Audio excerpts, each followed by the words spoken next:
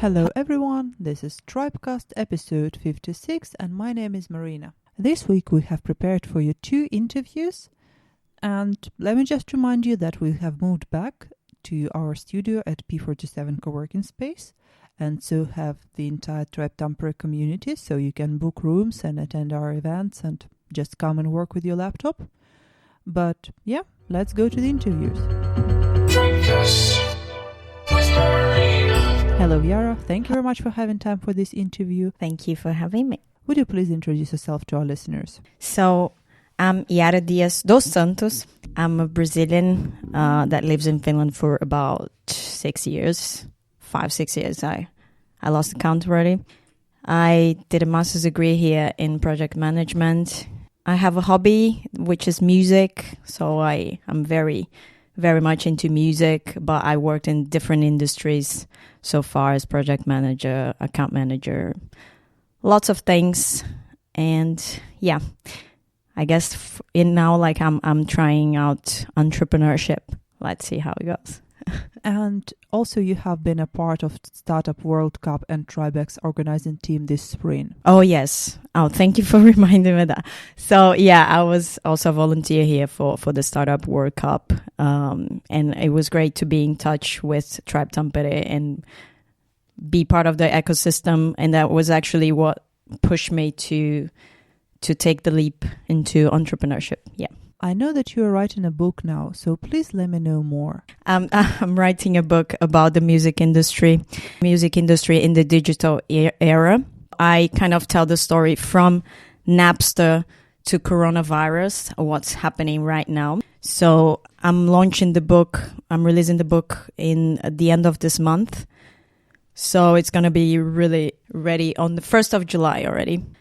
So I have a very, very consistent format already ready, like over 130 pages ready. But I decided to wait a little bit more to know what's going to happen in the coming weeks about coronavirus now that things are opening and some artists will start performing already. So I want to kind of get some firsthand things about it and write as things happened, So let's see. One point that struck me that when we were planning this interview was that one would rarely think of music as a business.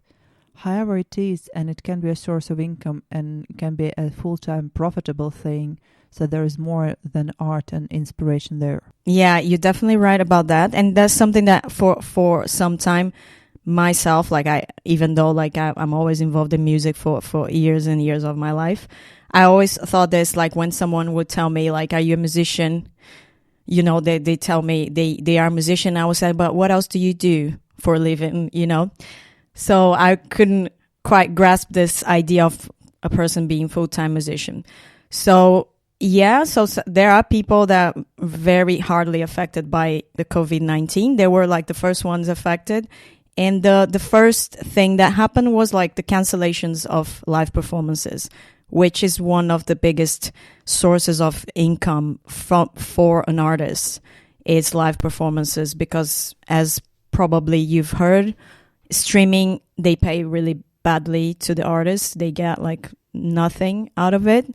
So they actually make some money out of performances. And then all of a sudden in March, everything was canceled. So there are a lot of funds to help musicians right now. But anyway, it's going to be a problem. And then down the line, we have the rights of execution. For instance, you have a song in a retail shop, a supermarket, anything. Those revenues, they're not going to be collected because the shops were closed. So they also won't see this revenue, which takes some months for the associations, the collector associations to collect and send to them. So they will see this reflection of this at the end of the year when they would have collected.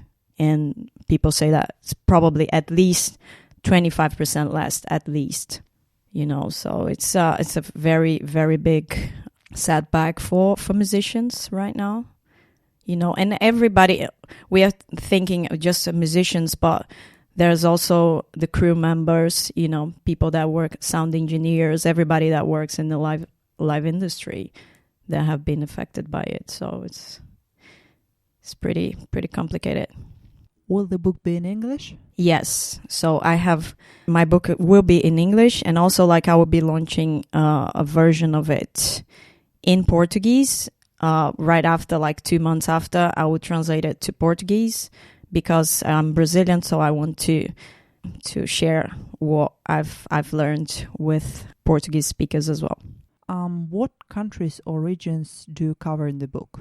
I'm basically covering more like I'm focusing in Europe, in the US market, in Latin America. I'm not covering Asia that much.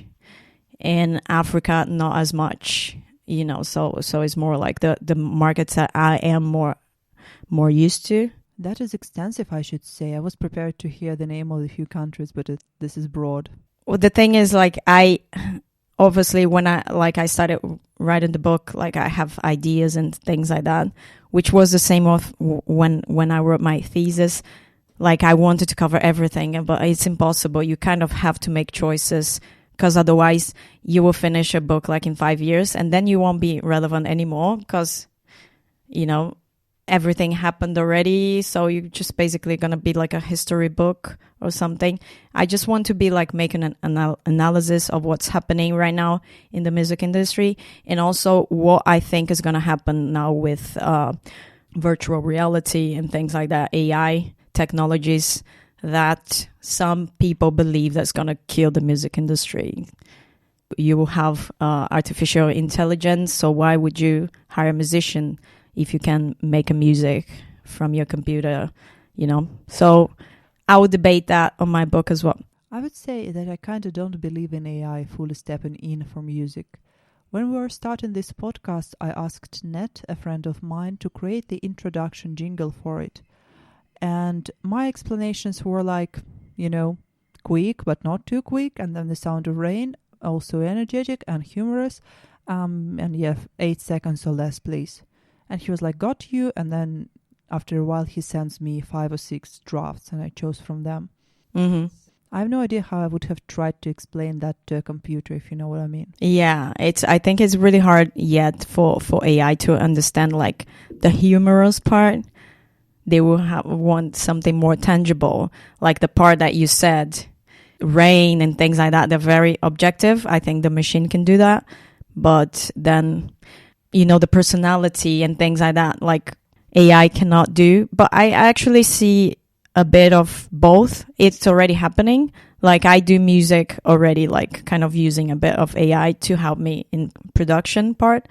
So I see like a blending. Like my personal opinion is I don't think it's right to use it for reproducing human voices and things like that.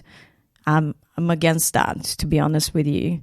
But like I'm trying to be objective in my book, not be really judgmental about it. But I do I'm just, telling my opinion about it. As a singer myself, I just think that you cannot show emotion and and every performance is different depending on how you feel that day or the audience and things like that. So you cannot teach a machine like that. One last thing I'd like to touch upon today is the business of yours that you have recently started or you're about to start.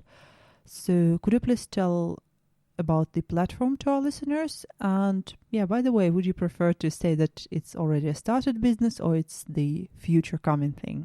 Well, like in my life, it exists already, but I haven't launched for the public yet. So I have like this test version that I developed. So, first I'm going to explain what it is so it makes more sense. But it's something that, let's say for the public, it's coming soon. So thinking about, especially because of Corona, that kind of pushed me to develop this business, to help musicians to have income, to help them with income. And it's a trend that's going on right now, which is subscription model for fans. So the fans will subscribe to the content of their favorite artists, and in exchange, they will have exclusive content.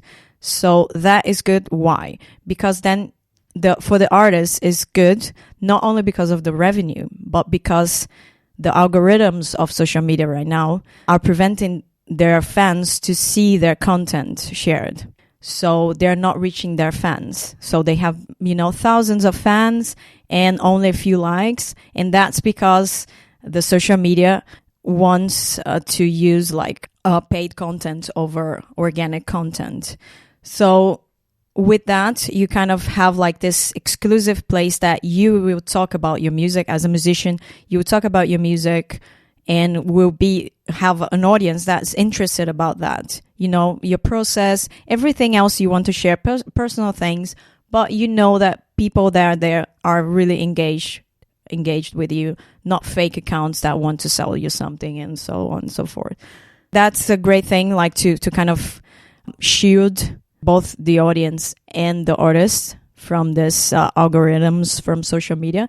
And it's also a way for the artists to make a living, and also the fans to directly support their artists, because lots of fans, they okay, I want to listen to your song on streaming platforms, but I know you're not gonna get as much money from it, so how else can I help? So this sort of platform subscription model, it's something think of fan clubs back in the day. It's something like that. So it's the true fans, they want to be engaged with you. So how do they do that right now? Then the name of the platform is Music Patron. Basically the same business models of Patreon, but more or less it takes less percentage from the artist, because I want to really help the artist. It's not really exclusive profit. I want to be able to maintain the platform running, but it's not going to be my only source of revenue, this product, so that's why I really want to help the musicians. So I'm basically going to charge the payment fee that I have to pay for the transactions that go on there. So that's about it. Alrighty, then there is a book to pre-order and a platform coming, and I would definitely recommend to check on both if you're interested in music and music industry. Iara, thank you very much for this interview. I wish you good luck with these two projects, and I learned quite a lot about music business today, I should say. Thank you very much. And can I just add to the premises? So I'm just right here right now, and it's really nice layout. So I guess if people are worried about how it is, it's really comfortable. You have lots of space, so and everything is well equipped with hand sanitizer, so don't worry, come along.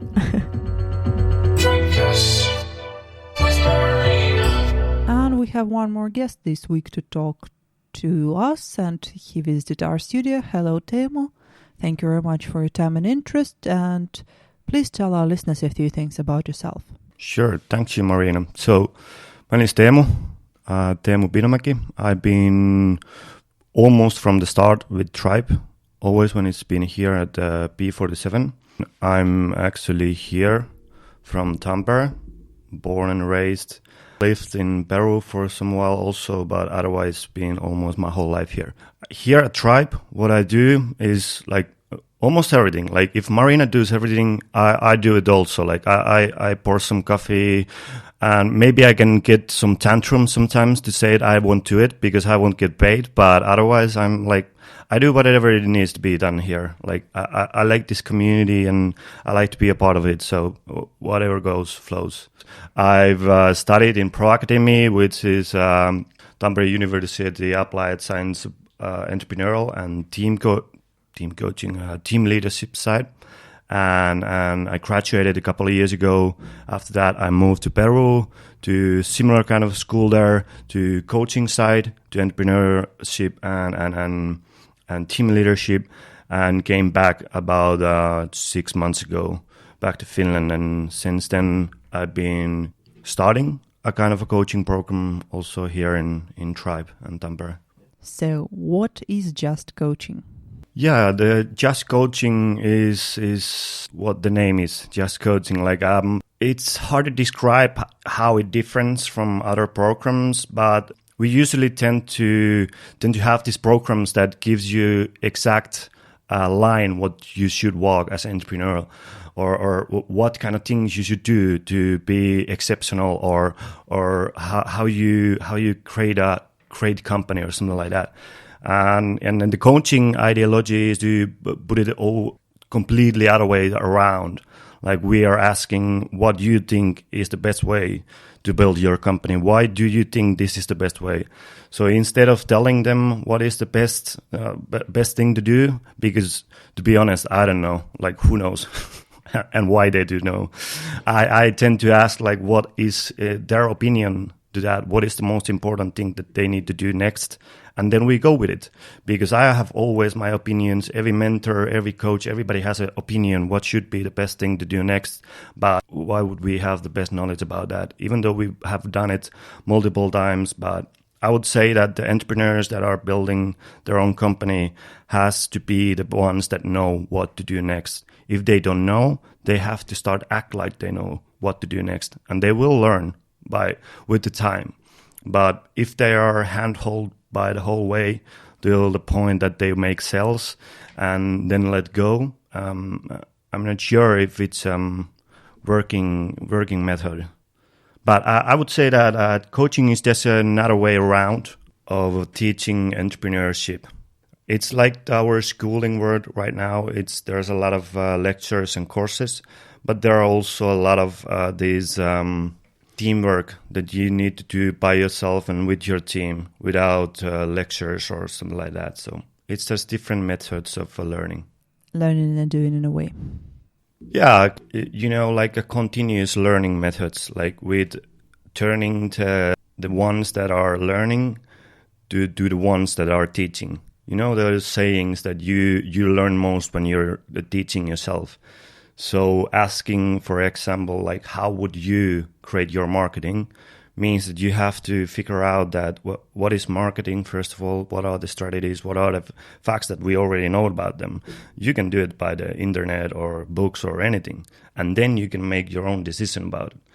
Then as a coach, my work is to ask, why would you do like that, or why is that something you think it's important?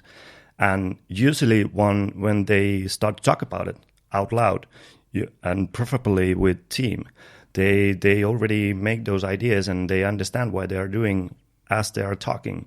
It's important part of a learning curve, I think, reflecting. And most of the people are really good at reflecting when they say something out loud and they realize, oh, that was the idea. All right. Or somebody else in the team realized, oh, that's the thing what you're talking about. Right. All right. Like that kind of things. Now let's give our listeners some numbers. So as far as I remember, now you have 5 teams. How long will you coach them? And are you already planning the second batch? And when will it come?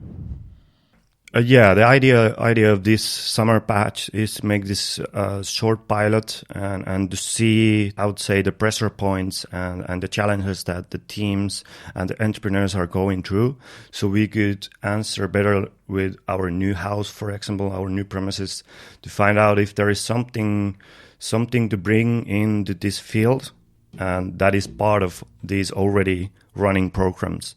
So we're not trying to invent some new stuff in the top of something else or to compete with something else, but to build a piece that is something that supports the other programs likely. And I always think like coaching is good fit with this kind of accelerator programs, for example, where there's really, really a tense speed where you go through with this. You have 2 months and you have to learn everything about business from 0 to 100. That's really overwhelming for many people. So I would like to find a way how in my program they could take the time and just talk about those and think about like what they actually mean for their company. Are they useful or not? And how would they use those? But now in the program, in the summer, it's 6 weeks with 5 different companies, and we try to help them as much as possible, set goals and see how it goes. And hopefully we can continue in autumn, but we never know about the Corona situation and the new house situation. A lot of still is unclear. And if our listeners feel that this project has a value for them, how can they follow it, and where can they find the information not to miss the next application period?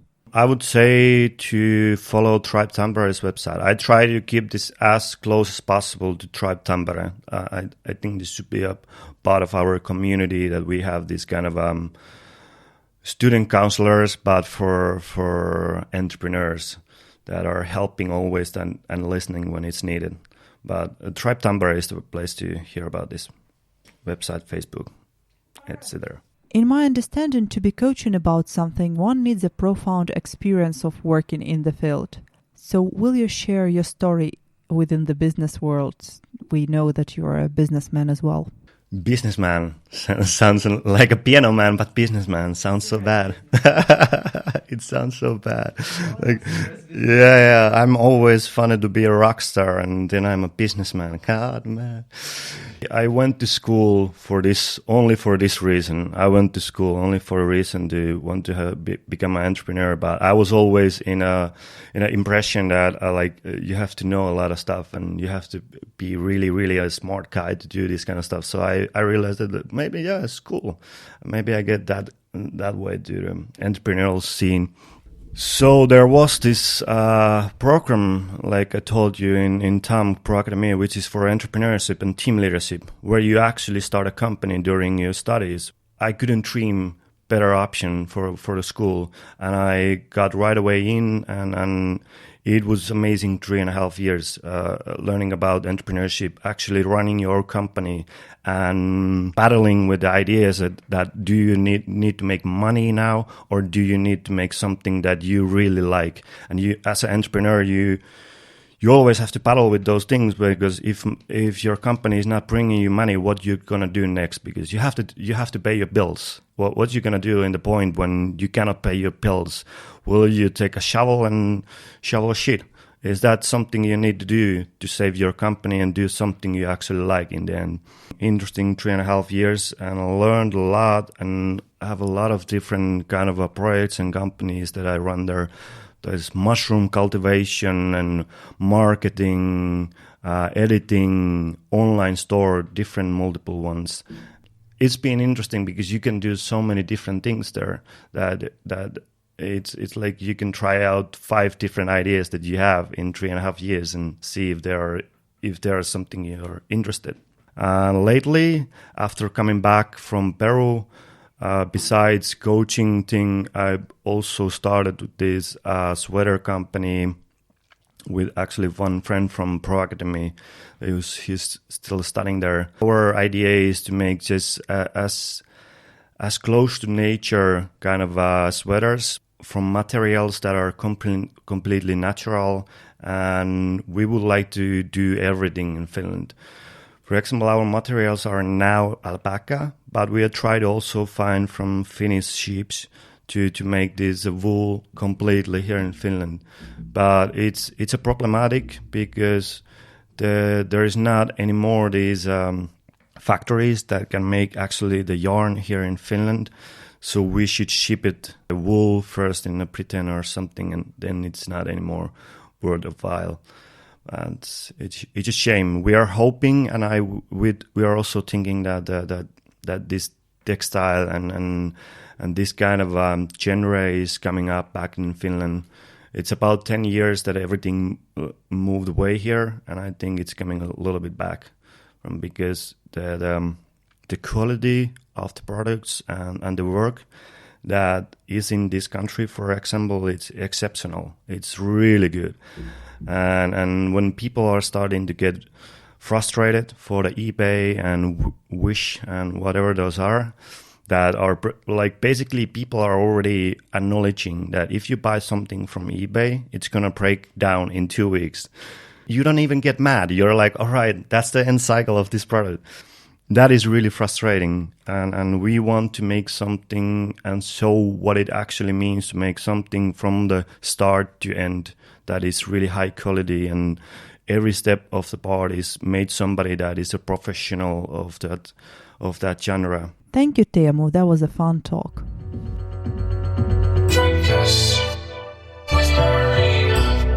That was all for this week. My name is Marina. This was episode 56 of Tribecast. and we're still talking about startup life. For now, I wish you all a great weekend. Thank you for listening to us and stay warm and tuned. Tribecast.